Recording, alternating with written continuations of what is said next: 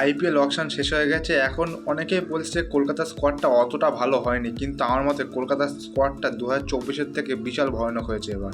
একদিকে যেমন আনন্দ রয়েছে, একদিকে যেমন দুঃখ রয়েছে। যেমন ফিল হল চলে গেছে, শ্রেয়স আয়ার চলে গেছে, আর চলে গেছে মিচেল স্টার্ক।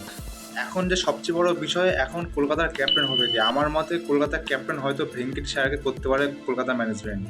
অনেকেই বলছে ভুল আয়ারকে নিয়ে নিয়েছে, কিন্তু আমার মতে শ্রেয়স আয়ার থেকে ভেঙ্কটেশ আয়ার এই 3 বছর ধরে যথেষ্ট ভালো পারফরমেন্স করেছে কলকাতার দলে।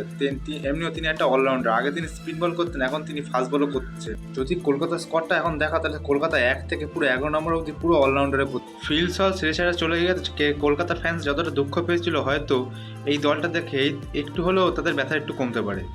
কুইন্টেন ডিকক আর গুরবাস, এই দুজনের মধ্যে প্রথম কাকে খেলাবে সেটা এখন দেখার বিষয়। আমার মতে যদি নারায়ণকে ওপেনিং করানো হচ্ছে উচিত।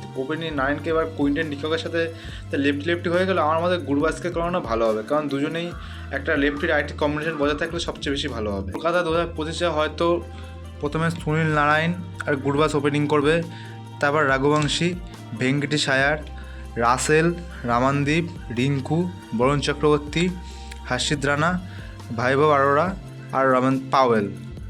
এই পাওয়েল আগের বার হচ্ছে রাজস্থান রয়্যালস হয়ে খেলছিল। রাজস্থান রয়্যালস হয়ে তিনি যথেষ্ট ভালো পারফরমেন্স করেছে, বোলিংও আর ব্যাটিংও। তিনি একটা ভালো দুর্দান্ত অলরাউন্ডার। তার থেকে বড় কথা, তিনি একটা ওয়েস্ট ইন্ডিজ দলের ক্যাপ্টেন। হয়তো 2025-এর মে মাসের 16-17 তারিখে আইপিএল শুরু হতে পারে। এখন এটাই দেখার বিষয় কলকাতার খেলা কবে পড়তে পারে। এবার হয়তো আইপিএল উদ্বোধনী কলকাতায় হবে, আর ফাইনাল ম্যাচটা হয়তো কলকাতা স্টেডিয়ামে হতে পারে।